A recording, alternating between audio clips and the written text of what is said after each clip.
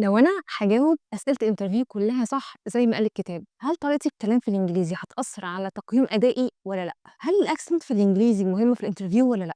طَب أتكلّم بسرعة والّا أتكلّم بالراحة والّا باجمّع الكلام بالعافية؟ طَب أنا أصلًا مش عارفة أتكلّم بثقة، ما تقلقش عزيزي واسر على ذاتي واتشراي، أنا في الفيديو ده هاجاوبك على كل تساؤلاتك، أنت فعلًا طريقتك في المحادثة بتفرق والaccent بتفرق إزاي، وهاكشف لك سِر أنا عارفة إن هو هيصدمك، بس دي سُنّة الحياة عزيزي الواتشر. وقبل ما نبدأ لو عايز تطور الإنجليزي علشان تعدي الانترفيو بثقة ما تنساش تدوس لايك وسبسكرايب وتفعل الجرس عشان يوصلك أي فيديو جديد. أهلا بيك عزيزي الواتشر عزيزاتي الواتشراية، أنا فيروز الجندي مدربة اللغة الإنجليزية، دربت أكتر من 90 ألف طالب حوالين العالم، وأنا هنا علشان أساعدك تتكلم إنجليزي الطلاقة في أقل وقت. هو ليه أصلا الأكسنت وطريقة الكلام بتأثر على تقييم الموظف؟ مش الشركات بتبقى عايزة موظف تكنيكال وخلاص؟ صح، الشركة فعلا بتبقى عايزة موظف تكنيكلي شاطر، لكن لما يبقى في أكتر من حد متقدم وكلهم تقريبا عندهم نفس المهارات يفرق معاهم شوية حاجات زيادة كده، مين بيعرف يشرح نفسه كويس، مين عنده حضور وثقة، مين مش هيتعب الفريق بتاعه أو الكلاينت في الفهم والتواصل. طيب امتى الأكسنت وطريقة الكلام بتأثر؟ عندنا 3 حالات. أولا لو الشغل اللي فيه تعامل مباشر مع عملاء كتير أو فرق دولية زي خدمة عملاء، مبيعات، تدريب، مدير مشروع، تيم ليدر، حتى ممكن مهندس على فكرة، بس هتلاقيه بيحتاج في شغله يشرح حاجات لناس من دول تانية. من الآخر كده لو فهم الشخص وهو بيتكلم بيبقى صعب فأكيد هيأثر على كفاءة الشغل. تاني حالة إن الشخص يبان عليه إن هو مش واثق في نفسه نتيجة طريقته في الكلام.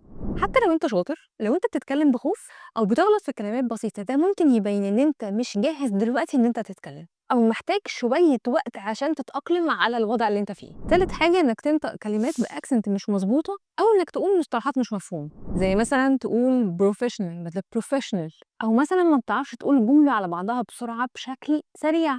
I like to work under pressure مثلا، ده طبيعي هيدي انطباع مش أفضل حاجة قدام اللي بيعمل لك انترفيو. بس أنت هتقولي ده شيء مش عادل، إيه يعني لما أغلط في الأكسنت؟ هنا بقى تعال أقول لك على السر.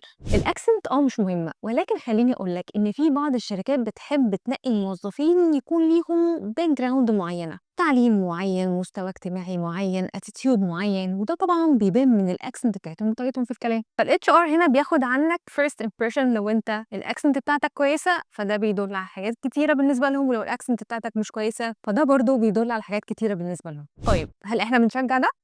أنا كفيروز بصراحة لأ. لو أنت تعرفني كويس هتعرف إن أنا دايمًا باقول الأهم من الaccent إنك تعرف تتكلم كويس وتدخل محادثة وتبقى واثق من نفسك وتتكلم بطلاقة، لكن في مجال الشغل بعض الشركات بيبقى ليها رأي تاني. هتيجي تقول لي طب معنى كلامك ما اروحش أي interview لو الaccent بتاعتي مش متضبطة؟ هاقول لك إطلاقًا عزيزي الواتشر عزيزتي الواتشرية، عمرنا ما هنبقى جاهزين 100% على فكرة، أنا بس باقول لك شوية أسباب مهم إنك تعرفها، بس الأهم أنت مش مطلوب منك تبقى أمريكاني ولا بريطاني على فكرة في نطقك، مطلوب منك تبقى واضح، واثق، ومفهوم. لو الأكسنت بتاعتك مش موجودة بس كلامك مفهوم عادي جدًا إن الشركات تتقبل ده. اللي بيأثر سلبًا فعليًا هو غموض، توتر، وبطء في الفهم.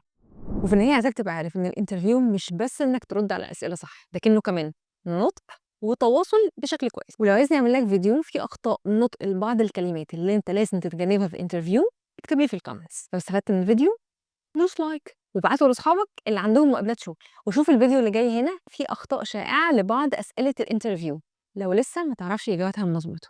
وانا فيروز الجندي، انا هنا عشان اساعدك تتكلم احسن في وقت اقل.